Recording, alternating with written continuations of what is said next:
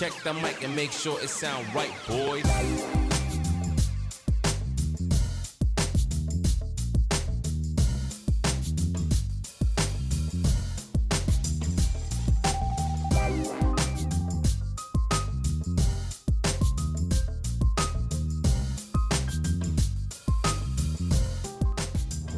Hello and welcome to another car review video on the channel, and welcome to the Porsche 911 996 Carrera 4S.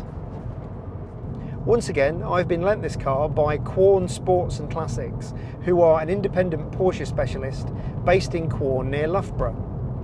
Now, this is the first time I've driven a 996, and it's also the first time I've driven a four-wheel drive 911. In fact, this is actually the oldest Porsche that I've ever driven. So first of all then, let's talk a little bit about the design and the history of the 996. It came out in 1997 and it wasn't particularly well received. It was a combination of things. It was the fried egg headlamp that people weren't so sure about, and also the fact that it shared an awful lot of components from the A-pillar forward and the doors to a certain extent with the 986 Boxster. So early 996s also shared the IMS bearing problem with the Boxster, and also some of the early cars with the M96 engine also had issues. So that didn't exactly make people warm to it, particularly when the 993 model, the outgoing model, was so well loved over a long period of time. But the 996 received a major upgrade and a major facelift in 2002, with a new look in terms of the headlamps. It also received some hardware tweaks and a notable number of new models, which included this, the Carrera 4S. The Carrera 4S got the wide hip look from the turbo that had been released 2 years before that. So a number of the turbo styling cues were carried over to the Carrera 4S. You've got the deeper bumper on the front, although the lower lip is slightly different to the turbo. So you got the big air intakes, and also on the back bumper you got the sort of turbo intakes lower down. The rear bumper is exactly the same as the turbo, but the only difference is that the vents on there actually are covered over because they're not needed, they're just needed for the turbo. As I said, you get the wider hips, but you don't get the air intake on the front of the rear wing because obviously it's not needed.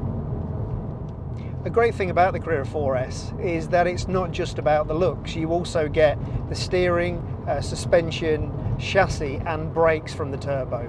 So it's not just a kind of a sheep in wolf's clothing. It's actually got the engineering and the turbo credentials to back it up. So the way to spot a Carrera 4S is the red reflector strip between the tail lights. It's called the Heck Blender, I think. I might have not necessarily pronounced that right. Even the turbo doesn't get that, and it's a kind of a nod to previous versions of the 911. It's very popular, and a lot of people say that it makes the back end of this 996 Carrera 4S one of the nicest back ends on any of the Porsche 911s. So the Carrera 4S is the only 996 Carrera wide-bodied 911. If you want a wide body, you have to get the turbo or the GT2 or the Turbo S. You can't get a standard Carrera with a wide body if it's not the Carrera 4S. So if you wanted to describe it simply, you could say that the Carrera 4S is the turbo without the turbo. So some figures and stats then, for those of you who like the spec sheet. It's a 320 horsepower version of the flat six, the 3.6 flat six. It's got 370 newton meters of torque, and this particular version has a 5-speed Tiptronic automatic gearbox. 0 to 62 miles an hour is 5.1 for the manual and 5.6 seconds for this Tiptronic. Top speed was 174 for the manual, or 171 miles an hour for this Tiptronic version. It's got 18-inch turbo wheels, which are 225 on the front and 285 on the rear. An interesting point about the wheels as well is that they look like the turbo wheels, but in fact the turbo wheels had hollow spokes and were quite a bit lighter, whereas these have solid spokes and are quite a bit heavier, but they basically look exactly the same to the untrained eye. It weighs 1,495 kilos, and this particular example is in seal grey metallic with black leather, which is a popular option for the Carrera 4S. So what's it like to drive? Well, with no turbo, the power delivery is very linear, so you don't get that sort of instant boost. It's a very linear progression, which is even a little bit more linear because of the Tiptronic gearbox. So it's a very progressive acceleration, a little bit of a weight. Maybe if you really put your foot down, it'll kick down, which does seem a little bit slow by modern standards, but it feels sporty and still feels relatively quick. It has got a lot of torque low down. Okay, you don't get that sort of instant shove of the turbo when the turbo comes on song, but like I say, the throttle pedal is very linear and it's torquey enough low down to get you away relatively quickly. So the sound from the engine is great. It's classic 911, classic water-cooled 911 that is, but it's still got a really nice visceral feel to it. The great thing about the Carrera 4S is that it's old enough to be a sort of a modern classic, but it still looks really cool in terms of modern Porsches. I think what's interesting about the design is that it is noticeably different to the mainstream 996 model or the Carrera, standard Carrera model, and that kind of gives it a bit of a specialness. It's old enough to feel like a bit of a modern classic, but it's comfortable enough to use every day. Certainly with this Tiptronic gearbox, I know a lot of people turn their nose up at Tiptronic gearboxes, but it really isn't a case of you've always got to go for the manual. I think if you were going to use it at the weekend and just take it out and about just to have a bit of a thrash, and it was your kind of toy car, then probably it would be best to seek out a manual. But I think in terms of again, that balance between something that you can just plod along in traffic, something that you can do the commute to work in. I think the Tiptronic, maybe it is a little bit lazy, certainly by today's standards, but I think if that's what you want from this car, you want to use it every day with the occasional blast at the weekends, I think it has a nice character to it that is suitable for a daily. Even though this is a 20-year-old car, it still feels really solid in terms of the build quality, and particularly in the interior. Yes, it's 20 years old, but some of the leathers are a little bit shiny. But aside from that, everything still feels really solid and holding together really well. It's a lovely place to be in here. It's very comfortable. It's easy to argue that this is the sort of last of the 911s before all the screens came along. So that part of it does feel rather dated. This screen is quite small, the graphics definitely show their age, but that really shouldn't be too much of a problem, because now you can just go out, and thanks to sort of Porsche Classic, you can just go out and buy the PCCM Plus unit for, I think it's about £1,200 to £1,400, and it fits straight in, looks exactly like it was there from the factory, but it's got all of the modern DAB digital radio, and it's also got Apple CarPlay as well. So as a modern classic then, it makes quite a good case for itself. A 911 is quite easy to justify in terms of it not just being a two-seater car like my Lotus Elan, because yeah, it has got small seats, but it has got some seats in the back, so it does have a degree of practicality to it.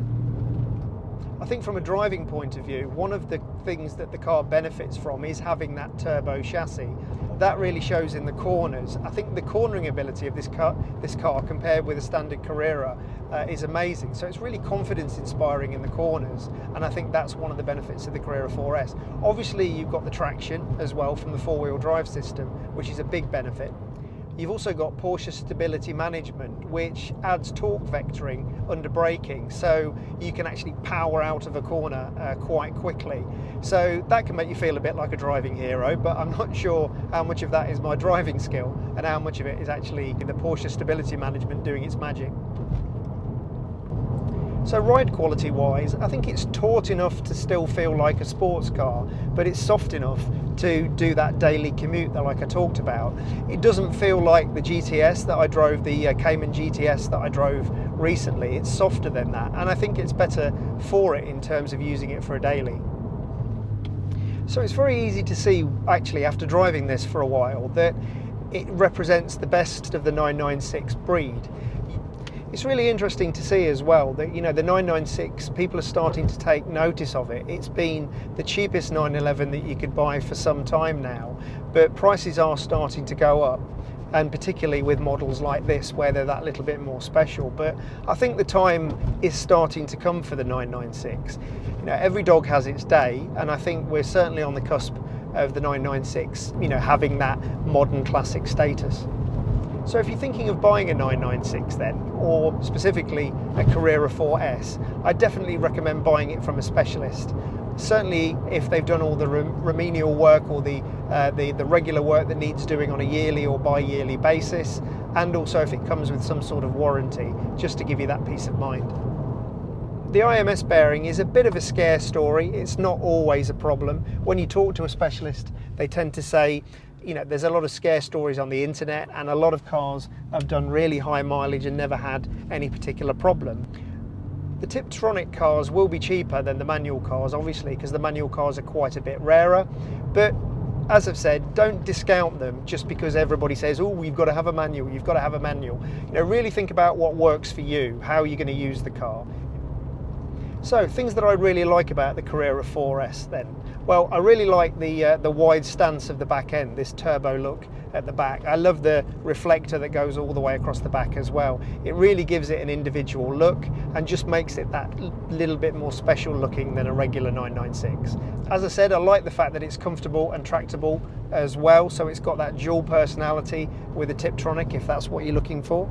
And there's still plenty of punch from that naturally aspirated flat six. Things I don't like, I think the steering wheel buttons are a little bit of a waste of time. I think obviously the PDK is much superior, but I think if you're just going to use it in automatic mode, I think it's fine. I think I can't imagine really bothering using the buttons on the steering wheel. They were never really popular at the time, and I know some companies do a conversion where you can change them for paddles, so that might be worth considering.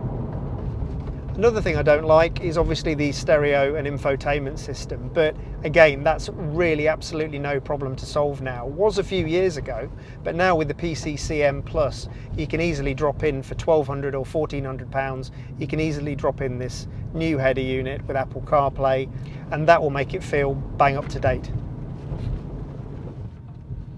That's about it for this video. I've really enjoyed my time with the Carrera 4S. I think it's interesting driving old and new cars as I do. You know, this really does feel like a modern classic. It feels like it's got elements of the Lotus in a way, although the Lotus is not very practical and it's a bit crashy, whereas this feels supple and comfortable, and I can really imagine using this every single day. But anyway, thanks very much for watching. I hope you enjoyed this video.